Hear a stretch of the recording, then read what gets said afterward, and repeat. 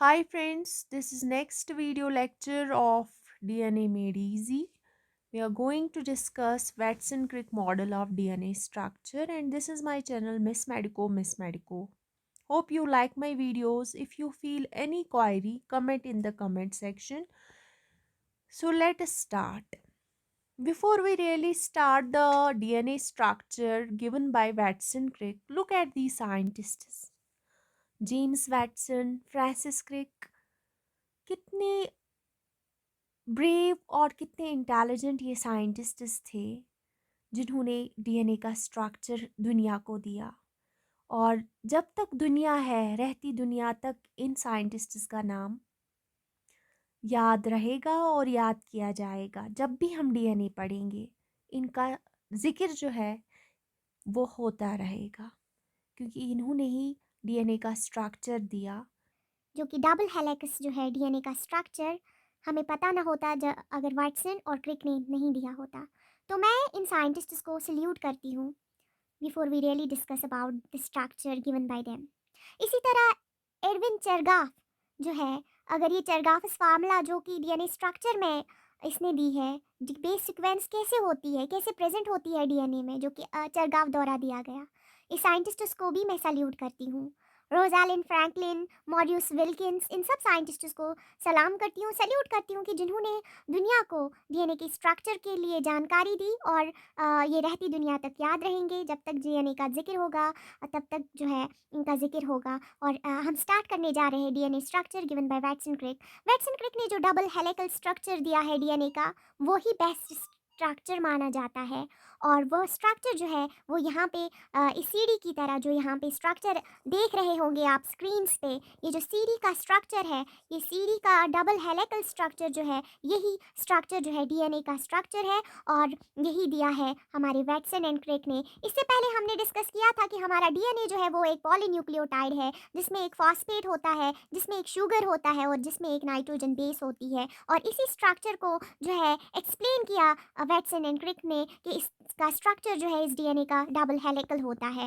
Right handed double helix जो है वो ह्यूमंस में डीएनए का स्ट्रक्चर होता है। जो डीएनए होता है इसमें दो पॉलीडीऑक्सीराइबोन्यूक्लियोटाइड चेन्स पाई जाती है। जैसा कि मैंने फिगर में दिखाया, इसमें एक चेन नहीं बल्कि दो चेन्स होती है, दो पॉलीन्यूक्लियोटाइड डीऑक्सीराइबोन्यूक्लियोटाइड चेन्स होती है। और जो चेन्स जो है ये ट्विस्टेड होती है, चेन स्ट्रेट नहीं होती बल्कि चेन्स क्या होती है, दो पॉली डीऑक्सीराइबोन्यूक्लियोटाइड चेन्स जो है वो ट्विस्टेड रहती है around one another in a right handed double helix similar to spiral staircase। जैसे कि स्पाइरल जो है वैसे ही ये हेलिक्स जो है ट्विस्टेड रहता है, ये चेन्स ट्विस्टेड रहती है अबव वन अबव अनदर, और ये स्टेयर केस की तरह लगती है, स्पाइरल स्टेयर केस।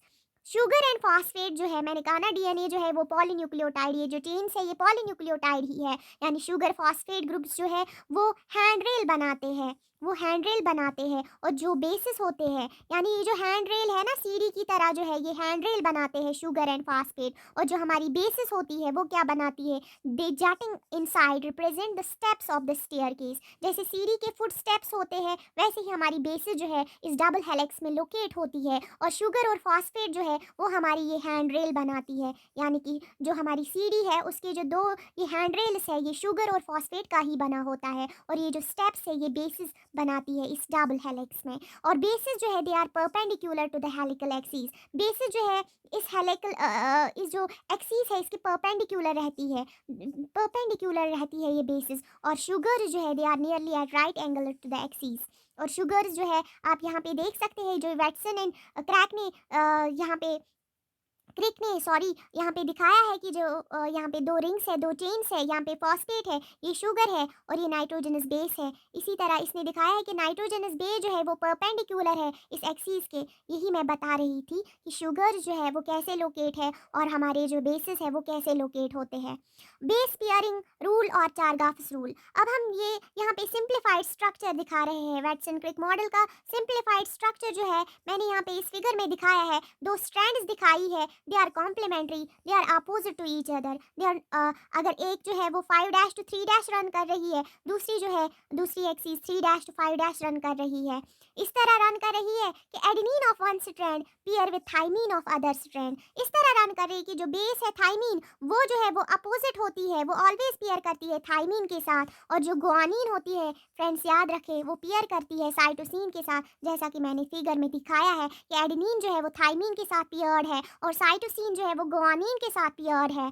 ऐसा जो है बेस पेयरिंग होती है हमारे डीएनए में प्रेजेंट, यानी ए हमेशा टी के साथ होता है और जी जो है वो हमेशा सी के साथ होता है। और इसी रूल को हम बोलते हैं चारगाफ्स रूल, जो कि साइंटिस्ट मैंने दिखाया चारगाफ, एडविन चारगाफ, इसी ने ये रूल प्रेजेंट किया कि बेस पेयरिंग डीएनए में कैसे होती है। ए टी के साथ होता है और सी जी के साथ होता है, और पेयरिंग जो ये बेसिस की होती है डीएनए में, इस पेयरिंग को हम चारगाफ्स रूल बोलते हैं। Which states that the number of purines is equal to the number of pyrimidines.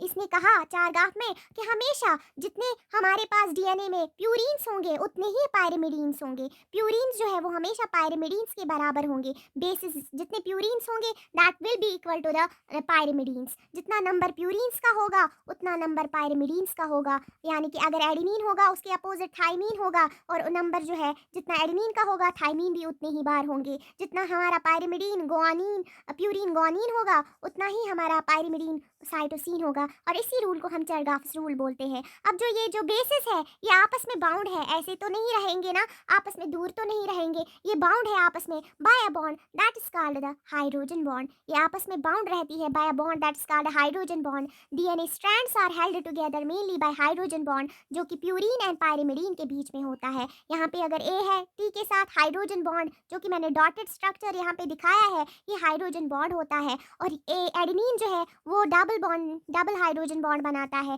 Thiamine के साथ, और गुआनिन जो है वो ट्रिपल हाइड्रोजन बॉन्ड और साइटोसिन के साथ बनाता है। यानी एडेनिन और गुआनिन थाइमीन के बीच में डबल हाइड्रोजन बॉन्ड होता है, गुआनिन और साइटोसिन के दरमियान 3 हाइड्रोजन बॉन्ड्स होते हैं।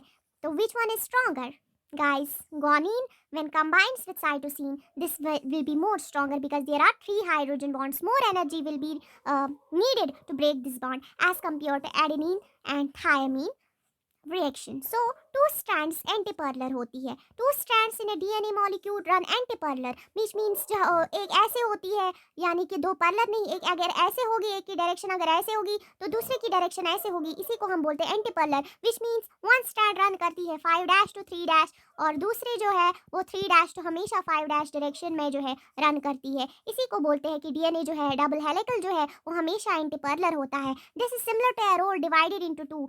ये हम इसको हम एनोलॉजी दिखा सकते हैं कि जैसे एक रोड है उसको हमने डिवाइड किया है दो भागों में, और यहाँ पे कैरी करता है, इस रोड में ट्रैफिक जो है एक साइड से आ रहा है और दूसरा जो है एक साइड से जा रहा है, इसी को बोलते हैं एंटीपैरेलल। यानी कि डीएनए स्ट्रैंड जो है वो आपस में कहा क्या रहती है एंटीपैरेलल। एक की डायरेक्शन 5' to 3', तीसरे की डायरेक्शन दूसरे की डायरेक्शन 3' to 5' है। यही डायरेक्शन जो है डबल हेलिक्स की रहती है। अदर फीचर्स, डीएनए जो है इस डीएनए जो है डबल हेलिक्स में ईच स्ट्रैंड जो है they act as a template during replication process. यानी कि एक डीएनए की स्ट्रैंड जो है एक हेलिक्स जो है वो एक टेम्पलेट एक्ट करता है, यानी रेप्लिकेशन के दौरान जो है इससे एक और कॉपी रिलीज हो सकती है, और जो हमारी पेरेंट कॉपी होती है वो टेम्पलेट एक्ट करती है, और जो दूसरी वाली स्ट्रैंड है उससे भी एक नई कॉपी ऑरिजिन हो सकती है, और एक स्ट्रैंड जो है ये एक्ट करती है टेम्पलेट, यानी इससे रिलीज हो सकती है नई कॉपीज ड्यूरिंग रेप्लिकेशन प्रोसेस। अब जो ये स्पाइरल दिखाया है मैंने यहाँ पे, जो ये डीएनए है ये स्पाइरल जो है इसका जो ये पिच है, यानी कि जो यहाँ पे इसका स्ट्रक्चर है इन पॉइंट्स पे, इसके दरमियान जो ये डिस्टेंस है या जिसको हम पिच बोलते हैं, ये पॉइंट्स के दरमियान जो डिस्टेंस है जिसको हम पिच बोलते हैं वो कितना है 3.4 नैनोमीटर्स पर टर्न। यहाँ से यहाँ तक 3.4 नैनोमीटर्स होगा। यहाँ से यहाँ तक इस पॉइंट से इस पॉइंट तक जो है इस टर्न के बीच में, एक टर्न के बीच में 3.4 नैनोमीटर्स का गैप होता है विद इन सिंगल टर्न। और सिंगल टर्न में कितनी बेसिस होती है, और 10 बेसिस होती है। इस पिच में एक पिच में 10 बेसिस होती है, याद रखें। Adjacent bases are separated by 0.34 into 10⁻⁻9 metres. मतलब ये बोलते हैं एक बेस के दरमियान और दूसरी बेस के दरमियान, यानी एडेनिन अगर होगा यहाँ पे अगर गुआनिन होगा, इन दो बेसिस के दरमियान जो डिस्टेंस है वो 0.34 इंटू 10⁻⁻9 मीटर्स होगा। अगर हमें लेंथ कैलकुलेट करनी होगी तो कैलकुलेट कैसे करेंगे? Total number of base pairs with distance between two consecutive base pair जो है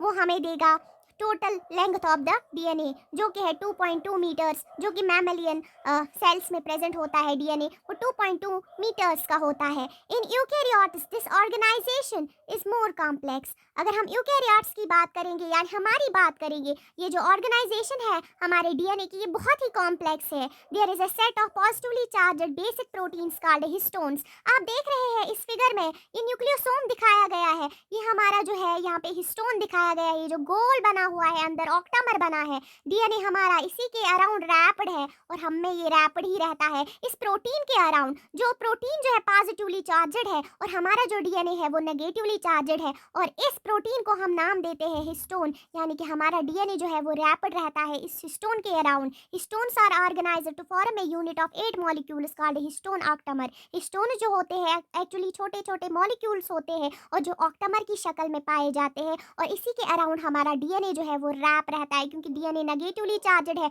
और हमारे हिस्टोन्स जो है वो पॉजिटिवली चार्जड होते हैं, और इस कोर ऑफ हिस्टोन मॉलिक्यूल के अराउंड हमारा डीएनए रैप रहता है, और इस स्ट्रक्चर को कहते हैं हमारा DNA. With this histone is called a nucleosome, and this was all about the Crick-Watson structure of the DNA. I hope you liked the video. This was the second video lecture of DNA Made Easy. We are going to meet with the next video very soon. Thank you very much.